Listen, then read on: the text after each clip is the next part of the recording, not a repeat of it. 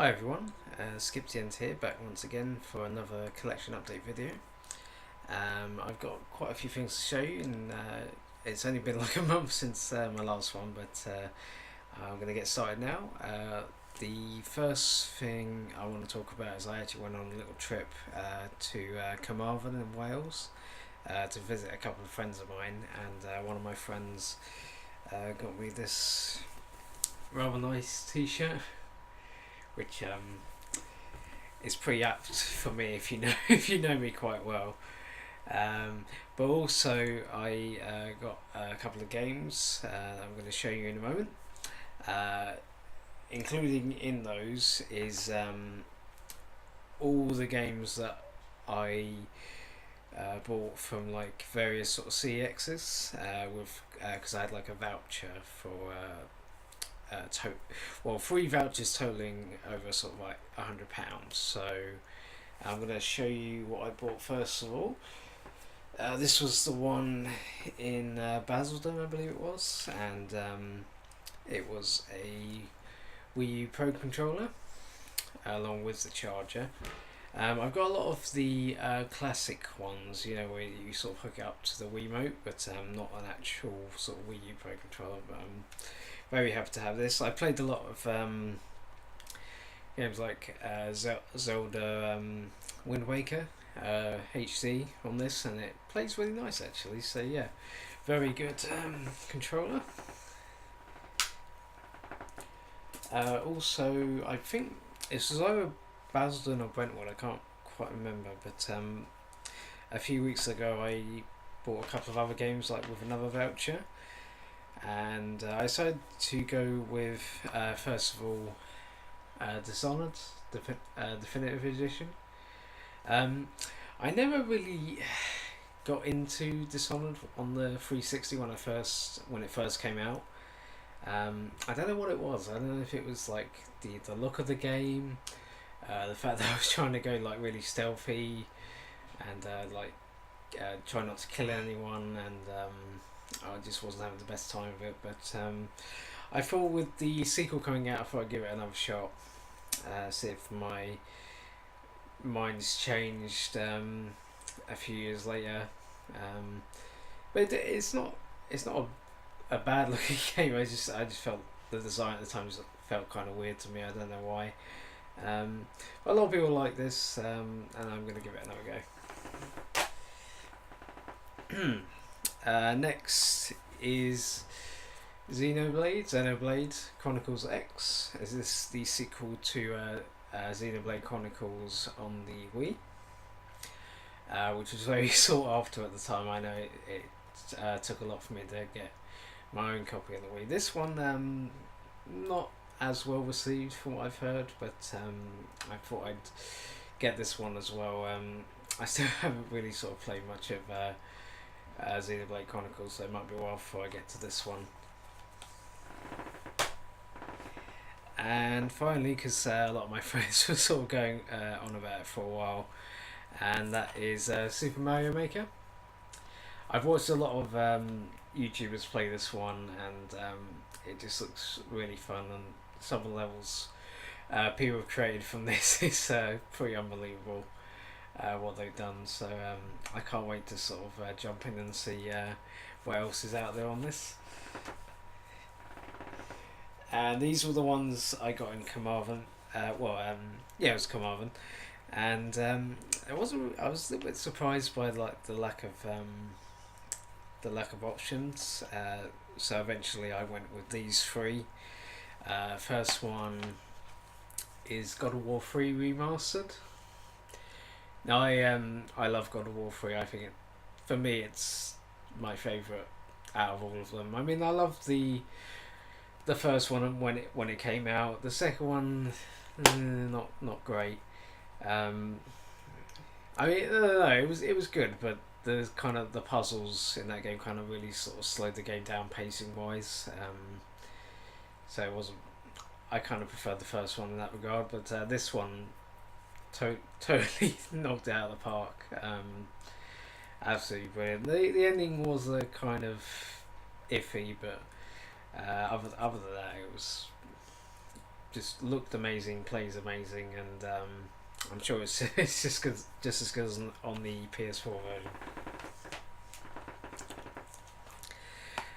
Next we have Hyrule Warriors.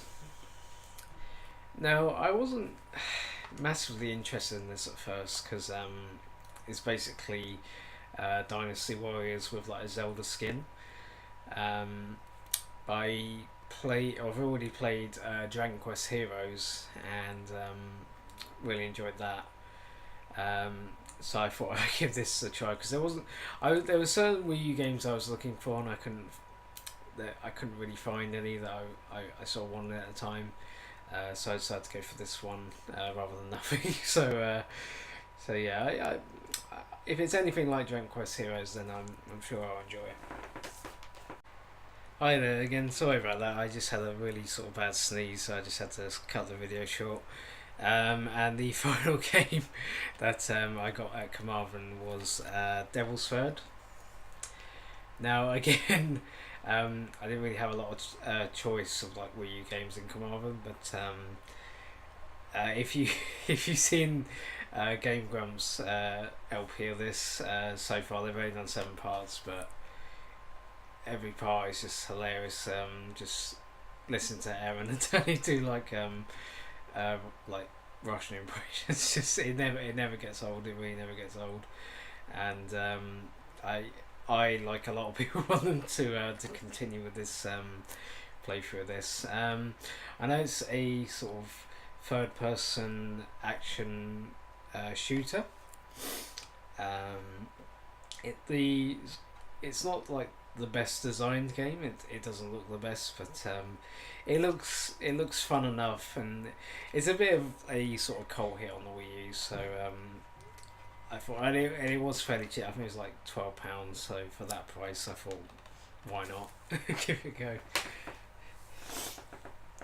And next is another limited run game, one that I thoroughly enjoyed on the 360, and based on a lot of classic titles, 2D games on like the Super Nintendo and the PS1, and that is Shadow Complex Remastered.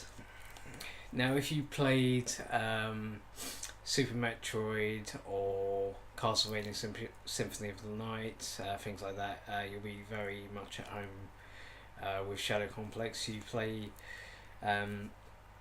as this guy sort of caught up in this sort of military invasion, I guess, of this sort of remote island. And it's funny enough, the guy who plays looks like Nathan Drake, and also has the voice of Nolan North, which is kind of funny. But basically, you sort of slowly but surely explored this island and upgrade your powers, a la Metroid and Castlevania. And yeah, it's really fun. It's pretty long for a downloadable title because this is how it started. But yeah, I'm very happy to have a physical version of this. So yeah. Next one is one I bought off of Facebook for around £10, and I already have season 2. And even though I played this season, first season as well, I had to get it on PS4, and that is the Walking Dead season 1 plus 400 days. And yeah, for me personally, and a lot of people will agree, that the first season was a lot more memorable than season 2. I think it was like the pacing was better. You had a lot more sort of memorable characters, when in season 2 you kind of knew, I think mainly because like you used to the whole sort of Telltale formula, and you knew sort of fairly well what was going to happen. And but when this came out, it was sort of very refreshing to have a sort of narrative based sort of like point and click adventure basically. And you didn't really see a lot of this a few years back, and now like we're sort of inundated with quite a number of these, like Wolf Among Us, Life is Strange, even Game of Thrones, and like Batman have got their own sort of Telltale games now. So yeah, and it also has the 400 Days DLC, which sort of branches the gap between season 1 and 2, which is a nice little bonus, and it's all on disc as well, which is also very cool. Next, a game that I already have on the PS2, but knowing that there was a physical version on the PS4, I had to have it. It's one of my favourite games of all time. I'm sure it's some of yours as well, and that is Resident Evil 4. Now, for whatever reason, Capcom won't release physical versions of games like this, or like even the Dead Rising games over in Europe because of like costs, and it's just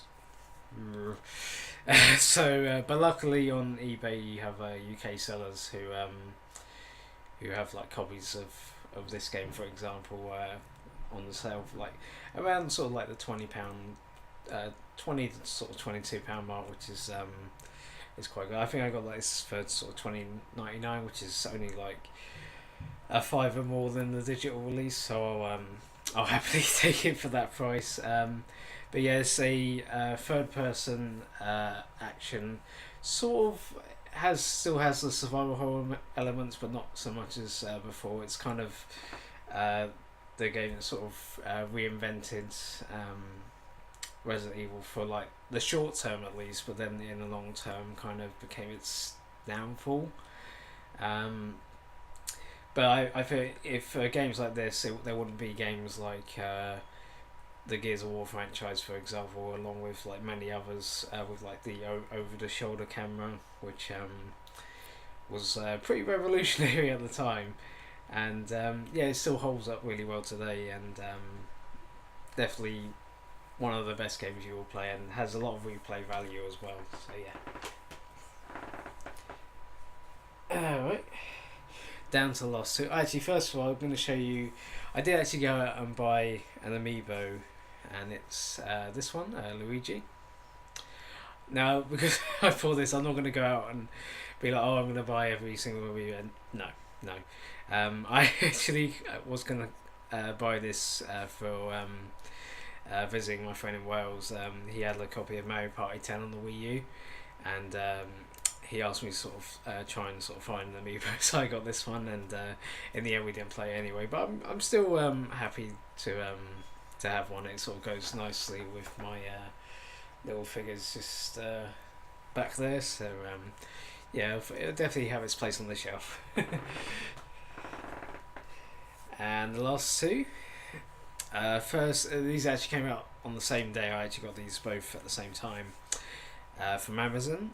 First one is Dragon Quest VII on the 3DS, Fragments of the Forgotten Past.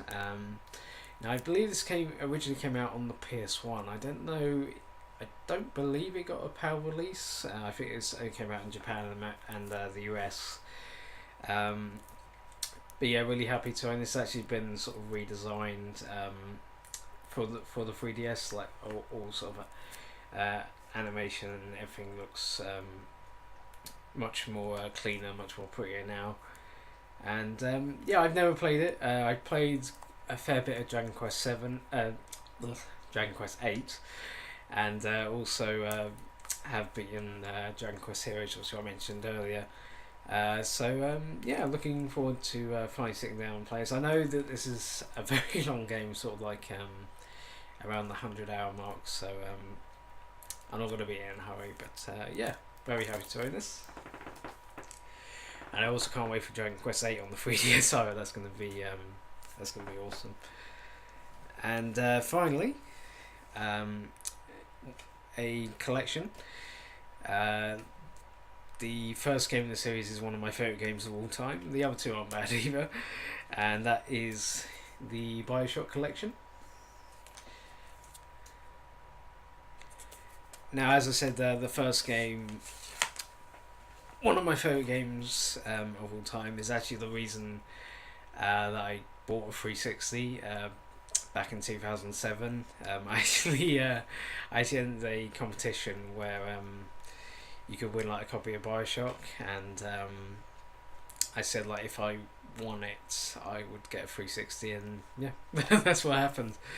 But yeah, it's a really fascinating first person shooter, sort of RPG ish, where you sort of explore Rapture, this sort of torn down underwater city which was once filled with hope and now is sort of filled with despair. Also Bioshock 2, which you play as a Big Daddy, and you sort of go back to Rapture 10 years later. It's decent, but it's not anywhere near as good as the original. Bioshock Infinite, I forget. You're basically in instead of it under the sea, you're in the sky, and